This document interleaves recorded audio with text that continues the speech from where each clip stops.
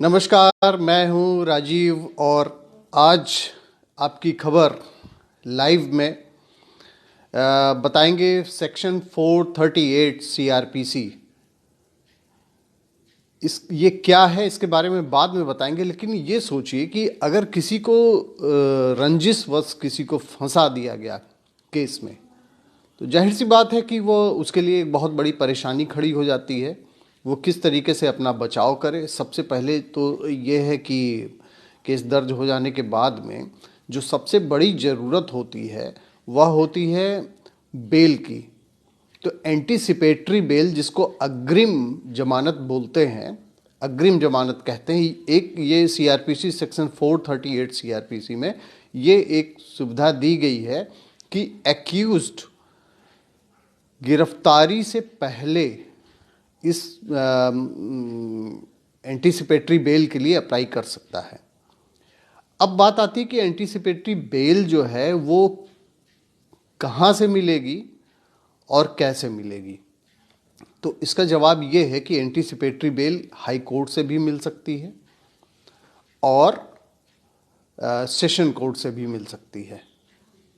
तो इसको अप्लाई करने से पहले जो एक्यूज्ड होता है, सबसे जो ज़रूरी इसमें बिंदु है, ये देखने वाली बात यह है कि ये अरेस्टिंग से पहले 438 अप्लाई होता है। अग्रिम याचिका मतलब कि पहले से अगर किसी को डर है कि पुलिस ने एफआईआर दर्ज कर ली है नॉन बेलेबल ऑफेंस में, नॉन बेलेबल ऑफेंस में अगर पुलिस ने कोई एफआईआर दर्ज की है, तो उसके बाद में अगर एक्यूज्ड को लगता है कि उसको इस बात का डर है कि पुलिस अरेस्टिंग कर लेगी, क्योंकि जिन मामलों में रंजिशवश एक साजिश के तहत केवल परेशान करने के उद्देश्य से, क्योंकि पॉलिटिकल राइवलरी में ये बहुत होता है कि लोग फर्जी मुकदमे में फंसा देते हैं। अब जाहिर सी बात है, फर्जी मुकदमे में जब फंसा दिया है तो उनके इतने भी अप्रोचेस होते हैं, क्योंकि नॉन बेलेबल ऑफेंस पुलिस को पूरी तरीके से राइट है इस बात का कि वो अरेस्टिंग कर सकती है। अब उस अरेस्टिंग से बचने के लिए एंटीसिपेटरी बेल का प्रावधान है।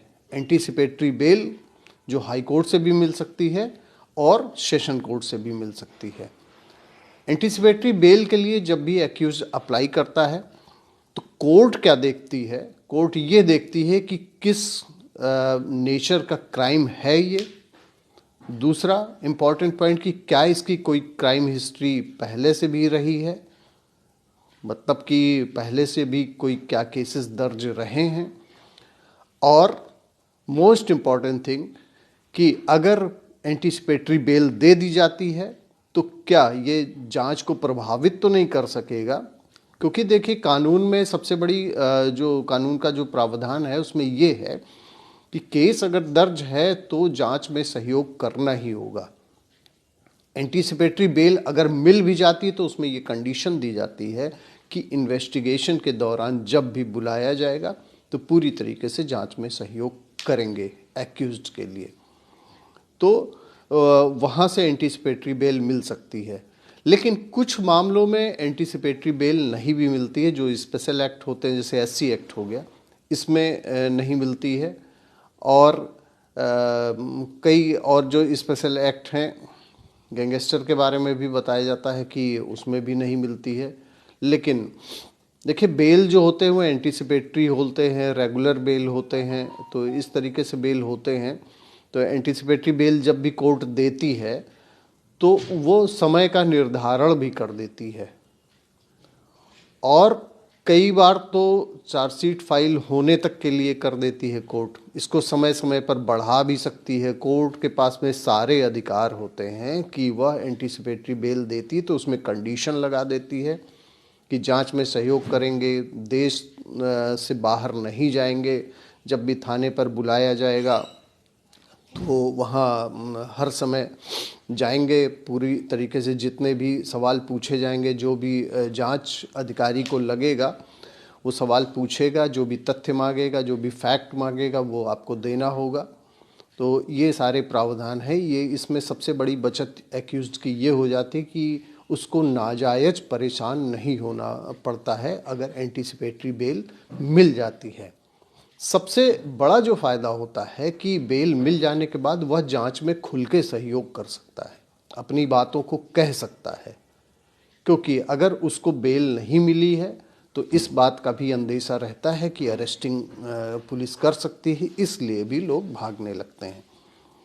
और पुलिस की ये ड्यूटी भी बनती है, उनका राइट भी है। हालांकि पुलिस की ड्यूटी यह भी है कि वह पूरी तरीके से निष्पक्ष जांच करें, जो कि बहुत कम ही होता है। निष्पक्ष जांच होती हैं, ऐसा नहीं है, होती हैं, लेकिन अगर कहीं रंजिशवश एफआईआर कराई गई है तो उसमें नहीं होती है।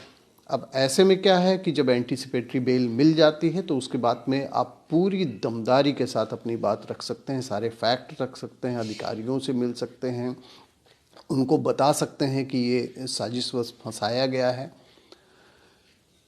कोर्ट में जब भी डेट होगी तब उस पर भी आपको ये तो बाद की प्रक्रिया है, उसमें जाना होगा, वो बेल मिल जाने के बाद भी होता है। एंटीसिपेटरी में क्या है कि आपको पूरी तरीके से सहयोग करना है। हाँ, एक बात ये भी है कि कोर्ट जब आदेश करती है तो उसमें यह भी होता है कि कोर्ट के अगर कहीं कोई शिकायत ऐसी मिलती है कि ये मैनिपुलेट कर रहे हैं जांच को, कहीं ना कहीं से प्रभावित कर रहे हैं, या किसी तरीके से किसी को प्रभावित कर रहे हैं, डरा धमका रहे हैं, कहीं भी अगर इन्वेस्टिगेशन पे असर इसका पड़ता है, मतलब जो साइड इफ़ेक्ट है, बैड इफ़ेक्ट जो पड़ता है, तो उसमें कोर्ट कैंसिल भी कर सकती है इसको। इसलिए जिसको भी एंटीसिपेटरी बेल मिलती है उनको जांच में पूरा सहयोग करना चाहिए, और अपनी बेगुनाही को साबित करने के लिए पहले भी कई सारे वीडियोस बनाए गए हैं जिसमें ये कहा गया है कि बेगुनाही को कैसे साबित करें, तो आपके पास में पूरा मौका होता है।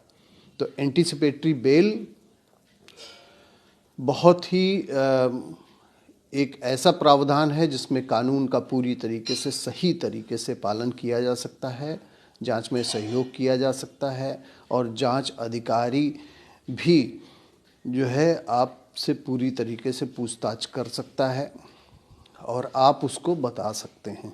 ये सारे प्रोविज़न हैं। तो एंटीसिपेटरी बेल फिर से मैं बताऊंगा कि हाई कोर्ट से भी मिलती है और दूसरा सेशन कोर्ट से भी मिलती है। इसलिए पहले आप सेशन कोर्ट को ही ज़्यादा प्रेफर करें, क्योंकि आपके पास में चांसेस ये भी रहते हैं कि अगर सेशन कोर्ट में बाई चांस नहीं मिलता, क्योंकि उसमें कई सारे फैक्टर भी देखे जाते हैं, तो अगर सेशन कोर्ट से बाई चांस नहीं मिलता है तो हाई कोर्ट जाने का रास्ता खुला रहता है एंटीसिपेटरी बेल के लिए। लेकिन अगर आप सीधे हाई कोर्ट गए हैं, अगर वहाँ से रिजेक्ट हो गया है तो आप फिर सेशन में नहीं जा सकते हैं। इसलिए एंटीसिपेटरी बेल एक ऐसा प्रावधान है जिसमें एक्यूज्ड को अगर लगता है कि कहीं से उसको परेशान किया जा सकता है तो इससे काफ़ी बचत हो सकती है। ये जानकारी बहुत ही मतलब बिना टेक्निकल हुए, अभी कोई केस लॉ नहीं बताया जा रहा है कुछ भी, एक बहुत ही साधारण सी प्रक्रिया जो एक पब्लिक को समझ में आनी चाहिए, क्योंकि जो कानून के जानकार हैं उनके लिए तो ये सब एक प्रक्रिया है, उनको बखूबी पता होता है। लेकिन जो एक नॉर्मल पर्सन है उसको नहीं पता होता, उसके लिए ये है कि ऐसे से आप प्रोविज़न ये है, आप इसको अप्लाई कर सकते हैं। वीडियो को देखते रहें, शेयर करते रहें। आपको जानकारी अगर अच्छी लगती तो और लोगों तक इसको पहुंचाएं। बहुत बहुत धन्यवाद आपकी खबर को देखने के लिए।